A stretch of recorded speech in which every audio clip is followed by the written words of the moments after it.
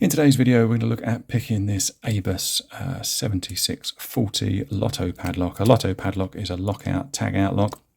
It's used to isolate machinery, prevent it being turned on and off while someone is in there working on the machine to keep them safe.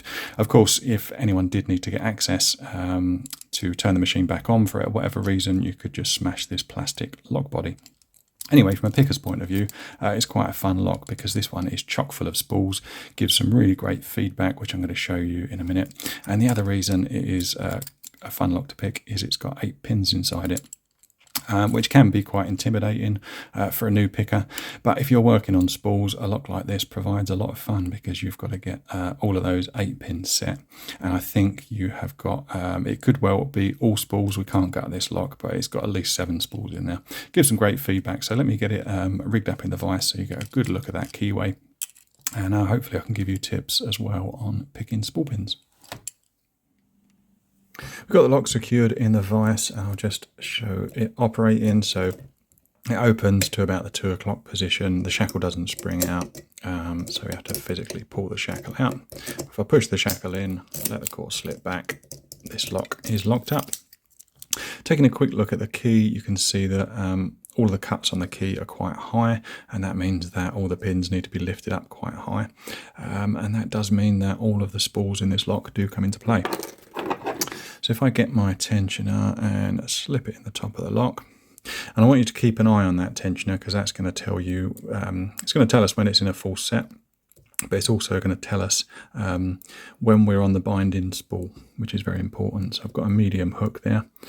So first of all, I'm going to put a reasonable amount of tension on and find a binder. So that's 1, 2, 3, 4. This pin number 5 is binding.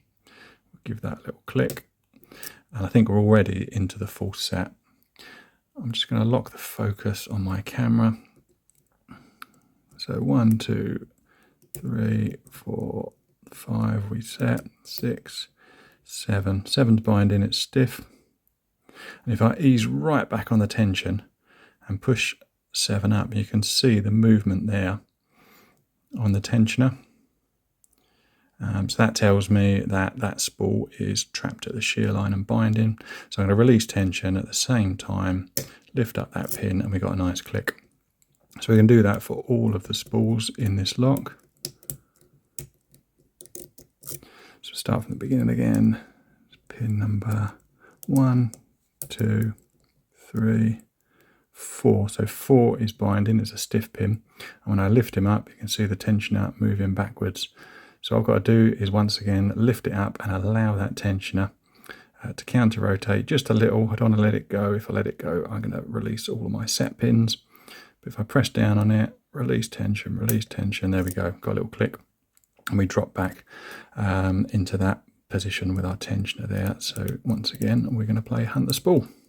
I think that's pin, I'm not sure which pin that was. 1, 2, 3, 4, 5. I think it's pin number 6.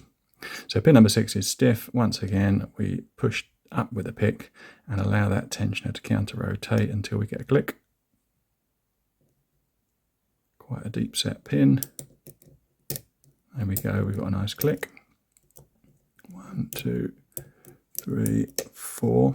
So I think pin number 4 dropped down actually when we were setting pin number 6. We've dropped back into our full set. Quite often with spools, if you don't get the balance point perfectly right, then you will drop pins. So it's a case of 2 steps forward, 1 step back. Anyway, we just repeat, we're back in our full set. So pin number 2, 3, 4, 5. So 5 is binding. We've got to click on that one. 6 is binding now. Can you see the counter rotation on the tension wrench? 6 is set, I believe. That was pin number 7. So we're slowly pushing forward with this. 2, 3, 4, 5, 6, 7, 8. Right, I can't feel anything binding, so I'm going to increase the tension just a little bit. Lift these pins up. 1 is loose, 2 is loose, 3 is our binder. I'm on pin 3, and when I'm pushing him down, you can see that tensioner just moving a little. So we'll allow the tensioner to move as we lift the pin. Nice little click there. to carry on going through the lock. I think that was pin number 8 is doing the same. So pin number 8 is stiff, and when I bounce on it, that tensioner bounces back and forth. So we'll allow the tensioner to counter rotate, set that pin. 1, 2, 3, 4, 5, 6, 7, 8. Didn't feel any binders that time. Oh, it's pin number 1. Pin number 1 is really high. So yeah, lifting it higher, I can see when I bounce on it, my tensioner moves a bit. That is our binder. So to set that spool, allow the tensioner to counter rotate as you lift your pick up.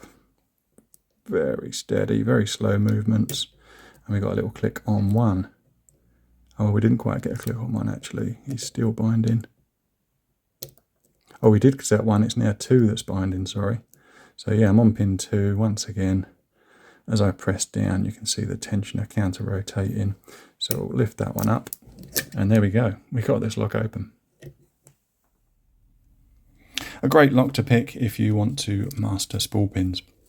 You've got that open keyway, so there's no need to worry about walled in. I think this pick is a 24 thousandths or 25 thousandths, so it's quite a thick pick, but it navigates that keyway quite well. And it gives you really good practice on the spools. I think the particular thing that's a little bit difficult for new pickers on this lock is just the amount of pins that are in that lock. But all that does is gives you more practice on picking spools. And once you've got used to counting through exactly where those pins are and get used to the small increments you need to move your pick forward in order to find those pins, it's not the hardest lock in the world, and can become quite a fun pick. Anyway, thanks for watching, and don't forget to comment below. Always like reading and responding to comments, and I'll see you on the next video.